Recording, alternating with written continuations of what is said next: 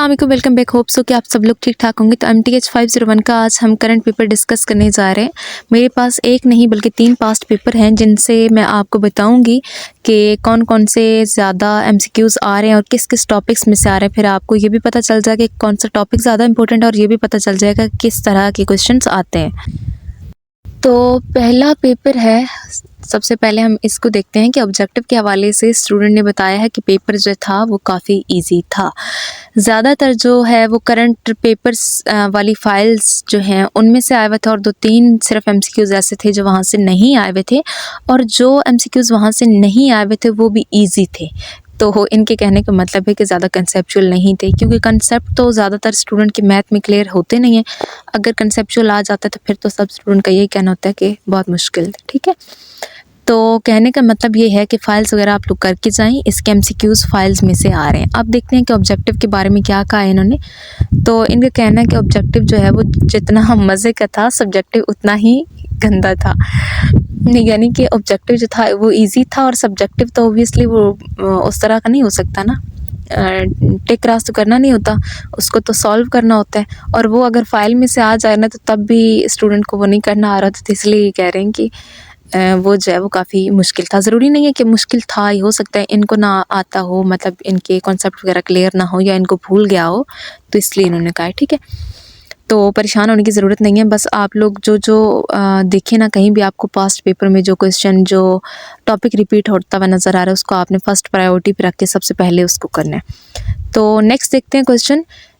एक जो है वो रैंक ए वाला था और दूसरा जो है इसी का क्वेश्चन 1 का ही एक किस्म का आप कह लें कि सेकंड पार्ट है। इन दोनों का पूछ रहे हैं कि आपने जो है वो रैंक फाइंड करना है, रैंक ए और डायमेंशन ए फाइंड करनी थी। 2 चीज़ें उन्होंने फाइंड करने को बोला हुआ था। नेक्स्ट है कि आपने ईगन वैल्यू गिवन थी और उसका ईगन वेक्टर फाइंड करना था। कभी वो दे देते हैं ईगन वैल्यू और ईगन वेक्टर दोनों फाइंड करने होते हैं, और कभी जो है वो एक देख दूसरा फाइंड करने को बोल देते हैं। तो सिंपली ये कि ईगन वैल्यू और ईगन वेक्टर बहुत ही इंपॉर्टेंट टॉपिक हैं MTH 401 के लिहाज से भी और MTH 501 के लिहाज से भी। तो अगर आपका MTH 401 सब्जेक्ट है तो उसके लिए भी ये बहुत इंपॉर्टेंट है। और इसके अलावा जो है वो MTH 301 और MTH 401 के मैं ऑलरेडी करंट पेपर्स अपलोड कर चुकी हूँ। तो अगर आप लोग को वो चाहिए तो मेरे चैनल को विज़िट करके आप लोग देख लें, वहाँ से आपको उन दोनों के पास्ट पेपर्स करंट पेपर्स मिल जाएंगे। ठीक है, नेक्स्ट क्वेश्चन है मैट्रिसेस गिवन थे AB और AA फाइंड करना था। ये मैट्रिसेस वाला भी बहुत इम्पोर्टेंट है। और नेक्स्ट है जी और दो नॉर्मल कॉलम प्रूव करने थे, और एक फिर से एक APA दी हुई और इसको APA फाइंड करनी थी। ये जो इन्होंने एक छोटी सी स्टेटमेंट दी हुई है इसकी। और दूसरे पेपर को अब हम देखते हैं कि दूसरे स्टूडेंट का क्या कहना है। ज़्यादा पेपर इसलिए इंक्लूड किए जाते हैं, वीडियो को स्किप ना किया करें। 2-3 पेपर मैं इसीलिए एक वीडियो में अपलोड कर देती हूँ कि आप लोग के लिए भी आसानी रहे, बार बार जो है वो नई वीडियो ढूंढने की बजाय एक पे ही आपको सारी डिटेल्स मिल जाए। तो आपने रजिस्टर उठा लेना है, उस पर या तो लिखते जाएँ या फिर आप लोग ऐसे कर सकते हैं कि अगर आपके पास हैंड आउट्स हैं तो उन पे आप लोग टिक लगा लें कि ये ज़्यादा इंपॉर्टेंट है। इंशाल्लाह ये आपके काम आएगा। नेक्स्ट MCQ ज़्यादातर फाइल्स में से थे। अब देखिए ना, सिमिलर चीज़ें आ गई ना। पिछले स्टूडेंट ने भी कहा है कि MCQ जो थे वो फाइल्स और करंट पेपर्स वगैरह की जो फाइल्स आ रही हैं उनमें से थे। इन्होंने भी कहा है कि वहीं से थे। और शॉर्ट और लॉन्ग के वाले से उन्होंने क्या बोला कि find change of coordinates matrices from B to C, पहला क्वेश्चन था। और दूसरा क्वेश्चन क्या था कि V1 और V2 की वैल्यू गिवन थी, OX की वैल्यू थी, IVP प्रॉब्लम सॉल्व करनी थी for XT is equal to AX। एक और क्वेश्चन है वो भी कुछ इसी तरह का है, और इसमें X1 और X2 की वैल्यू गिवन थी, बेसिस थी V1 और V2 फाइंड करनी थी। थोड़ा थोड़ा चेंज है, अब ये एक ही टॉपिक में से आए हुए हैं। नेक्स्ट है सेट गिवन था, चेक करना था कि ऑर्थोगोनल है या नहीं है। अब अगर आपने मेरी पिछले वाली वीडियो देखी हो तो उसने मैंने उस वीडियो में आप लोगों को बताया था कि जब भी आप जो है वो करंट पेपर और पास्ट पेपर देखें तो जस्ट उसके स्टेटमेंट को ना देखा करें, आप देखा करें कि ये है किस टॉपिक्स में से, जिस टॉपिक में से आ रहे हैं उस टॉपिक को आपने नोट करना। अब देखिए पिछले टॉपिक में ऑर्थोगोनल के हवाले से कुछ और चीज़ें दी हुई थी, यहाँ पे उन्होंने जो है वो सेट गिवन था और पूछ लिया कि ऑर्थोगोनल है या नहीं, इसकी चेकिंग करनी थी। ठीक है, कभी स्ट्रेट फॉरवर्ड पूछ लेते हैं, कभी जो है वो चेक करने का बोल देते हैं। तो बात वही है, टॉपिक उसी में से आ रहा है, उसी टॉपिक्स में से, ठीक है।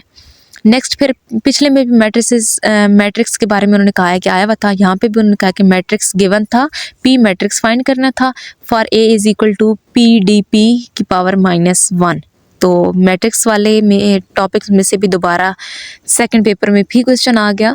नेक्स्ट देखते हैं, ये डिफरेंट है कि पिछले पेपर में नहीं था। कुछ कुछ टॉपिक्स होते हैं जो कि नहीं होते लेकिन 80% सिमिलर ही आ रहा होता है। नेक्स्ट है कोसोर्टी मैट्रिक्स से बताना था सिंगल इंडिपेंडेंट है या नहीं। नेक्स्ट है मैट्रिक्स गिवन था जिसके एलिमेंट इक्वेशन की फॉर्म में थे, उसमें से u, v और w वेक्टर सेपरेट करके बताने थे। अब मैट्रिक्स से कितने क्वेश्चन आ रहे हैं इस टॉपिक्स में से, तो इसको देख के आपको अंदाज़ा हो रहा होगा कि ये कितना इंपॉर्टेंट है, ठीक है। तो इम्पोर्टेंट को आपने फर्स्ट प्रायोरिटी पे लिखना है। बाकी चैनल को सब्सक्राइब कर दें अगर आपको वीडियो अच्छी लग रही है तो। पेपर नंबर 3 है जी, ये भी एक स्टूडेंट का है पेपर, डिफरेंट स्टूडेंट का पेपर है। इन्होंने बताया कि एमसीक्यूज जो थे वो इजी थे और क्वेश्चंस के बारे में उन्होंने बताया है कि सब्जेक्टिव पार्ट बहुत घुमा पड़ा कर दिया हुआ था, डिफ़िकल्ट था। इनिशियल वैल्यू के 2 क्वेश्चंस थे और ऑर्थोगोनल डिकम्पोजिशन वाला टॉपिक इन्होंने कहा है कि इम्पोर्टेंट है। उसके अलावा लीनियर इंडिपेंडेंट वाला और ईगन वैल्यू। यस, अगर आपको पहले स्क्रीन पे शो नहीं हो रहे थे टॉपिक तो होप्स हो कि अभी हो रहे होंगे, ये अब आप लोग देख लें। पहला इन्होंने कहा है कि इनिशियल वैल्यू में से थे क्वेश्चन जो मेरे, और बाकी जो है ऑर्थोगोनल डिकम्पोजिशन का था, एक लीनियर इंडिपेंडेंट का था। अच्छा, लीनियर डिपेंडेंट और लीनियर इंडिपेंडेंट वाला भी इम्पोर्टेंट है, और ऑर्थोगोनल और मैट्रिक्स और ईगन वैल्यू और ईगन वेक्टर, ये वाले जो हैं ये बार बार रिपीट हो रहे हैं, तो इनको आपने फर्स्ट प्रायोरिटी पे रखना है ताकि कम से कम अच्छे नंबर्स जो हैं वो आ जाएं। क्योंकि ज़्यादातर स्टूडेंट का यही होता है कि मैथ वर्चुअल यूनिवर्सिटी में सभी लोग एंड पे जाके पढ़ रहे होते हैं, तो मैथ तो रट्टा लगाने वाली चीज़ है नहीं ना। तो सब लोग कहते हैं कि चलो जी इतना ही एनफ हो जाएगा अगर अच्छे नंबर से पास भी हो जाएंगे। तो अल्लाह पाक आप सब लोग को कामयाब करे। अब मीन लाजमी लिखते हैं ना आप लोगों ने। अच्छा, पेपर नंबर 4 को डिस्कस करते हैं। MTH 501 का 21 से 29 तक का चैप्टर इंपॉर्टेंट है और फिर 41, 42, 43 से आया था।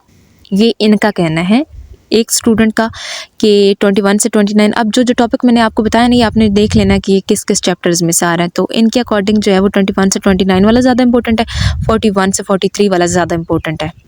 सिर्फ 41 और 43 नहीं, 41 से लेकर 43, 41, 42, 43 इसमें आता है। 21 से 29 के दरम्यान में जितने भी हैं ये सारे, ठीक है।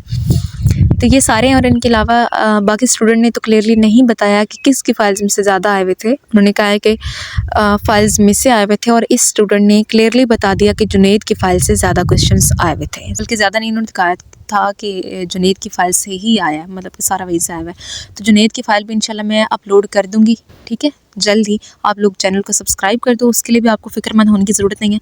और बाकी जो है वो चैनल का लिंक भी मैं पिछली कई वीडियो के डिस्क्रिप्शन बॉक्स में और कमेंट बॉक्स में लगा चुकी हूँ, तो इंशाल्लाह यहाँ पर भी लगा दूँगी। आप लोगों ने ज्वाइन कर लेना, कोई भी फाइल आप लोग को चाहिए होगी तो इंशाल्लाह आप लोग को मिल जाएगी। एनीवेज, इस स्टूडेंट ने बताया कि ईगन वैल्यू से रिलेटेड बहुत MCQs और क्वेश्चंस आए हुए थे। ओके गाइस, होप सो कि आप सब लोगों को इसकी अच्छे से समझ आ गई होगी और आप लोग को वीडियो भी अच्छी लगी होगी। काइंडली वीडियो को लाइक करके चैनल को लाजमी सब्सक्राइब कर दें। And thank you so much for watching.